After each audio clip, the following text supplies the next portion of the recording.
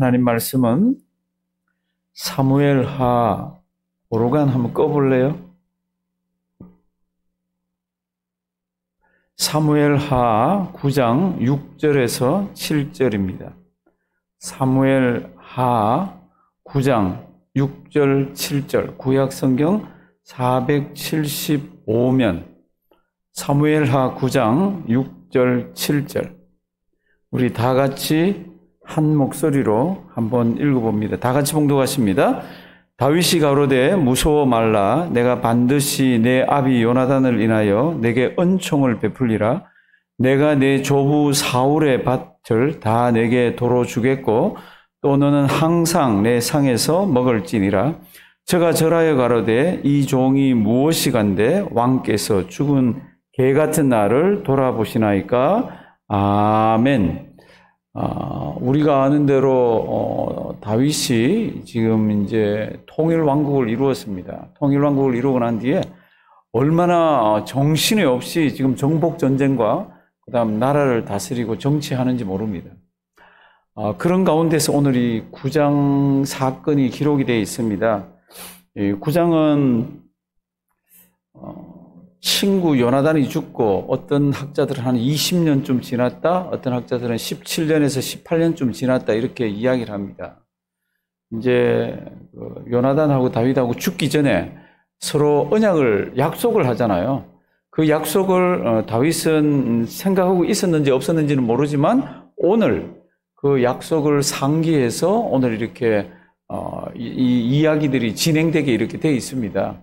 그 이야기는 뭔가 하면 둘이 약속했던 것 중에 우리 서로 가문은 서로 돌보자 이런 약속들을 했습니다. 여호와 앞에서. 이제 다윗이 한 20년 가까이쯤 됐을 때 그것을 기억하고 사울 왕가에 속해 있었던 종 중에 하나를 불러서 요나단의 자손이 있느냐고 물어봅니다. 요나단 자식이 한 명이 있습니다. 사무엘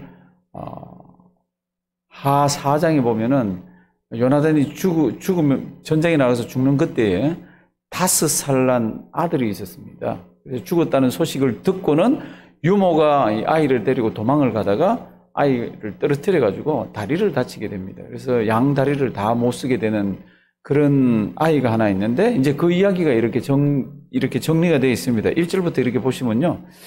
오늘 다시 제목이 이제 한방랑자의 어제하고 그저께는 우리 그냥 노래였는데 오늘은 슬픈 노래입니다. 오늘 9장 사건이 시편에 기록된 거는 찾지는 잘 못하지만 분위기가 다윗이 마음속에 아마 이 마음속 저 밑에 구석에 아주 인생에 대한 그리고 사람 살아가는 거에 대한 그리고 죽은 뒤에 대한 그런 것들 밑에 쭉 이렇게 깔려 있을 거예요. 그러니까 그런 게 있으니까 지금 오늘 이렇게 일이 되어집니다. 9장 1절 다윗이 가로되 사울의 집에 오히려 남은 사람이 있느냐? 내가 누구를 인하여 요나단을 인하여 그에게 은총을 베풀리라.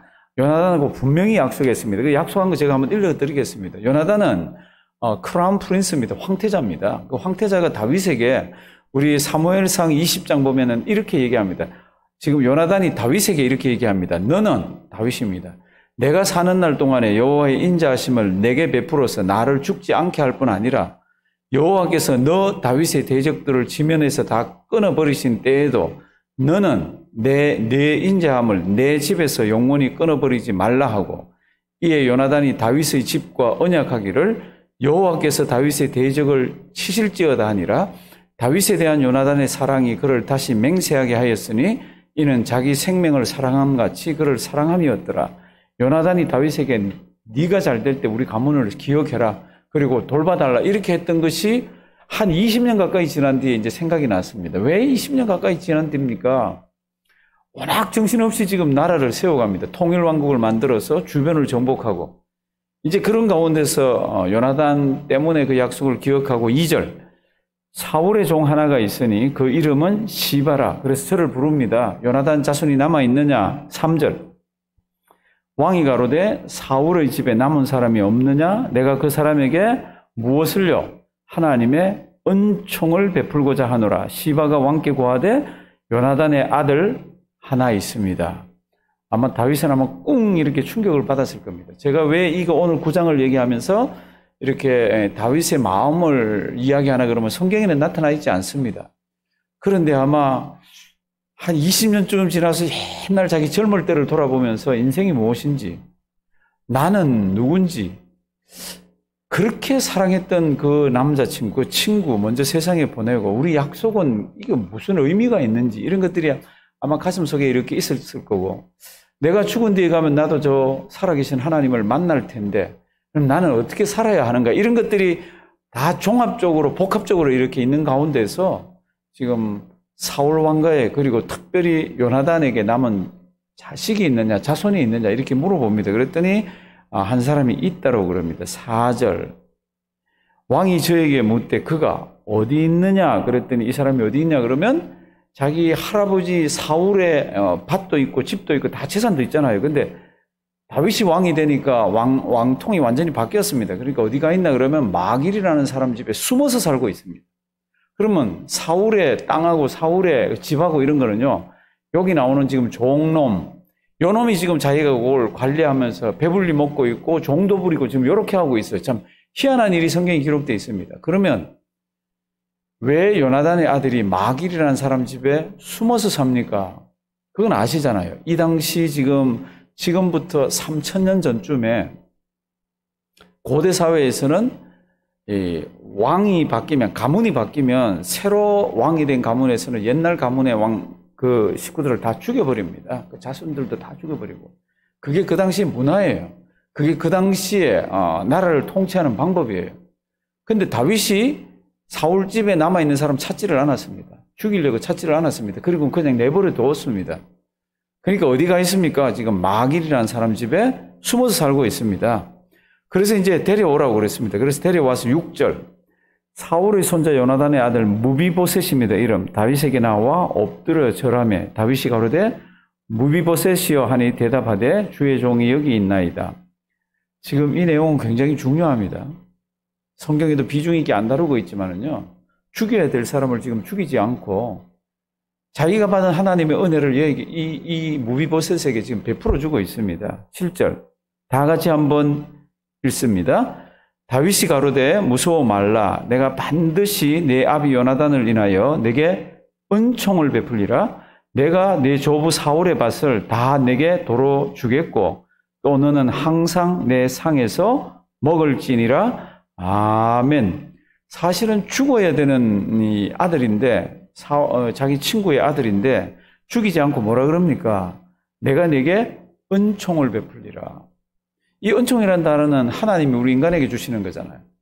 근데 이 하나님이 우리에게 주신 그것을 다윗은 친구와의 약속을 기억하면서 죽여야 되는 친구의 아들을 어떻게 해요? 그에게 은총을 베풀어서 그냥 살려만 주는 게 아니라 재산 다 찾게 하고, 재산만 찾게 하는 게 아니라 자기하고 같은 밥상에서 먹게 합니다. 같은 밥상에서 먹는 게 이 당시에는 불가능한 얘기잖아요. 그런데 같은 밥상에서 이렇게 먹게 합니다. 7절 뒷부분. 또 너는 항상 어디에서요? 내 상에서 먹을지니라. 8절 저가 절하여 가로되 이 종이 무엇이간데 왕께서 죽은 개 같은 나를 돌아보십니까? 왜 돌아보죠? 친구하고의 약속입니다. 다윗이 그 약속을 붙들고 그냥 지켜갑니다. 왜요? 그 약속은 여호와 앞에서 한 겁니다. 그럼 무슨 뜻이에요? 언젠가 여호와 앞에 자기도 선다는 거죠. 그렇죠? 언젠가 자기도 여호와 앞에 서면은 그때 자기도 설날을 바라보면서 하나님 아버지 앞에서 약속했던 것, 사람과 약속, 하나님과 약속, 이런 것들을 이제 다 이렇게 지켜가는 겁니다. 오늘 이 사건이 전개되기까지, 그리고 이렇게 결정을 해서 요나단의 아들을 찾기까지 다윗 마음속, 이건 제 생각입니다. 그리고 이건 맞을 거예요.